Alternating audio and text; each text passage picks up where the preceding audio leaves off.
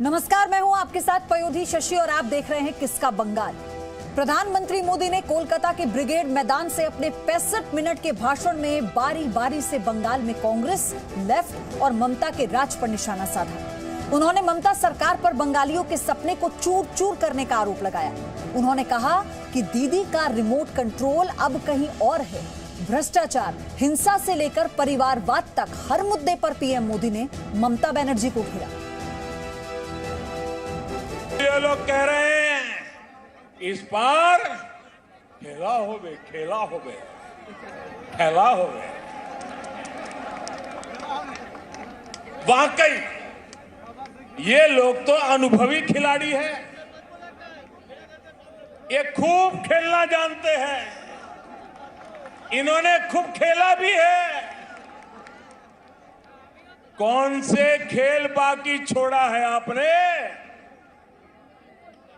कितने ही घोटाले करके बंगाल के गरीबों को लूटा गया है, बंगाल की संपदा को लूटा गया है।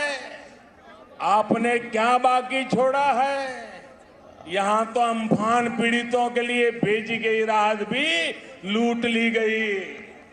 टोलाबाजी, सिंडिकेट, कमीशन कट, आपने इन घोटाले किए हैं। इतने घोटाले किए हैं कि अपने आप में करप्शन ओलंपिक का खेल आयोजित हो जाए।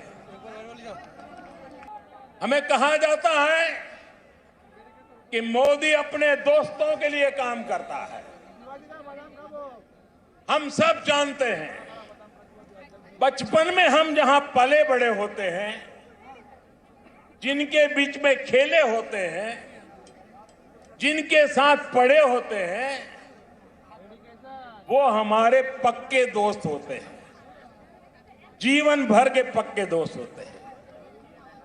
मैं भी गरीबी में पला बड़ा और इसलिए उनका दुख दर्द क्या है, चाहे वो हिंदुस्तान के किसी भी कोने में क्यों न हो, क्योंकि वो मेरे दोस्त हैं, मैं उसे भली भांति अनुभव कर सकता हूं। मुझे इसके लिए किताब नहीं पढ़नी पड़ती है, न कोई वीडियो देखना पड़ता है, न कोई तस्वीर देखनी पड़ती है, क्योंकि मैं इसे अनुभव करता हूं। और इसलिए मैं दोस्तों के लिए काम करता हूं और मैं दोस्तों के लिए ही काम करूंगा। कुछ दिन पहले जब आपने स्कूटी संभाली,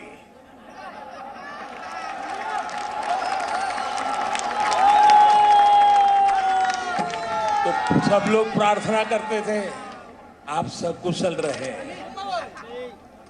आपको चोट न लग जाए। अच्छा हुआ आप गिरी नहीं तो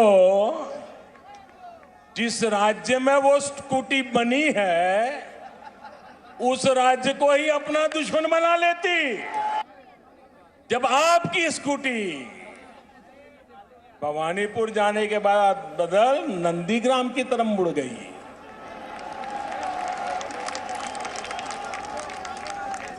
अब दीदी हम तो हर किसी का भला चाहते, हम नहीं चाहते किसी को चोट आए, लेकिन जब स्कूटी ने नंदीग्राम में गिरना तय किया है तो हम क्या करें? आज पश्चिम बंगाल के नौजवान,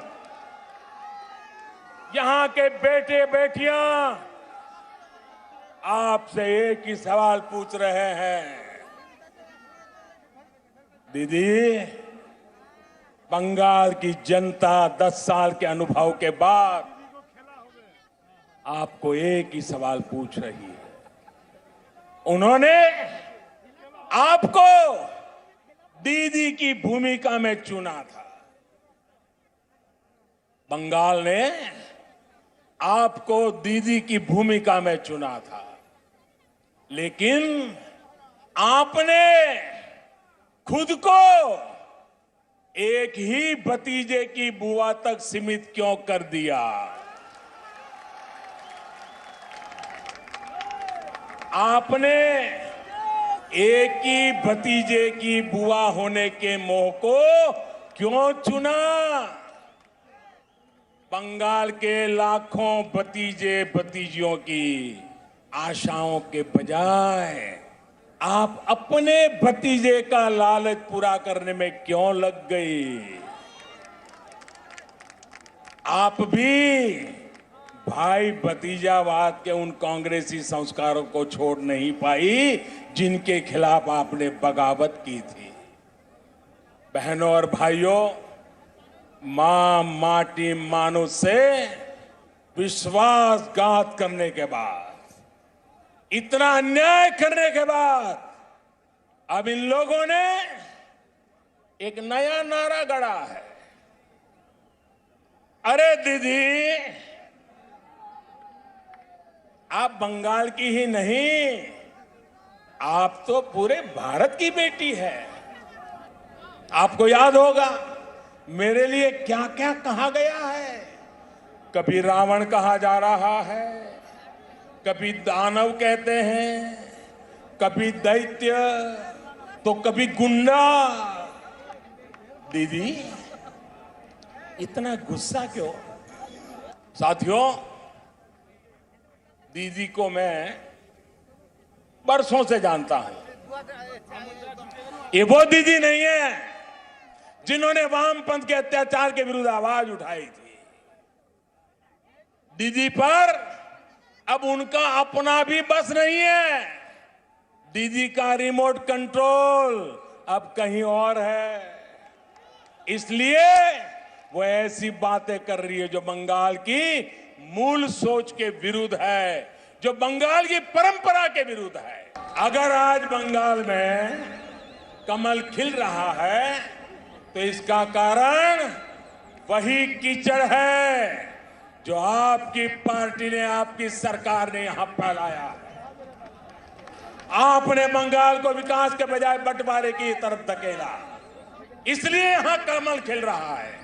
आपने बंगाल में क्षेत्र और संप्रदाय के नाम पर भेदभाव किया, इसलिए बंगाल में कमल खिल रहा है। आपने लोकतंत्र के नाम पर लूट तंत्र को बढ़ावा दिया, इसलिए बंगाल में कमल खिल रहा है। आपने गरीब को उसके हक से वंचित रखा, इसलिए बंगाल में कमल खिल रहा है। भाजपा के लोगों को बाहरी बोलने वालों से पूछिए और जरा हिम्मत के साथ पूछिए, जरा पूछो तो जिस कांग्रेस पार्टी का नाम ले रहे हो, उस कांग्रेस पार्टी को जन्म किसने दिया था, स्थापना किसने की थी? क्या कांग्रेस पार्टी की स्थापना करने वाला बाहरी था का भीतर ही था? जिस लेफ्ट ने, जिस वाम मार्गियों ने इतने वर्षे तक बंगाल पर राज किया, जिनकी विचारधारा मार्क्स लेनिन माओ पर आधारित है, वो बाहरी है या भीतरी? जबकि भारतीय जनता पार्टी की स्थापना के मूल में ही बंगाली चिंतन है। भाजपा वो पार्टी है जिसकी स्थापना की प्रेरणा बंगाल के महान सपूत डॉक्टर श्यामा प्रसाद मुखर्जी की है। टीएमसी जो बंगाल की सत्ता में है, ये भी तो उनका मूल गोत्र भी कांग्रेस है। वो कांग्रेस से ही स्वार्थ के कारण निकले हुए लोग हैं। आशोल परिवर्तन मतलब ऐसा बंगाल जहां लोगों को पलायन करने पर मजबूर न होना पड़े। आशोल परिवर्तन मतलब ऐसा बंगाल जहां व्यापार और कारोबार फले फूले, जहां ज्यादा से ज्यादा निवेश आए। आशोल परिवर्तन मतलब ऐसा बंगाल जहां 21वीं सदी का आधुनिक इंफ्रास्ट्रक्चर हो। आशोल परिवर्तन मतलब ऐसा बंगाल जहां हर क्षेत्र, हर वर्ग की विकास में बराबर की भागीदारी होगी, जहां सबका साथ, सबका विकास, सबका विश्वास शासन का मंत्र होगा। जहां उन्नयन सबका होगा, तुष्टीकरण किसी का नहीं। भ्रष्टाचार, भ्रष्टाचार, तोलाबाजी, तोलाबाजी, कटमनी, कटमनी, सिंडिकेट,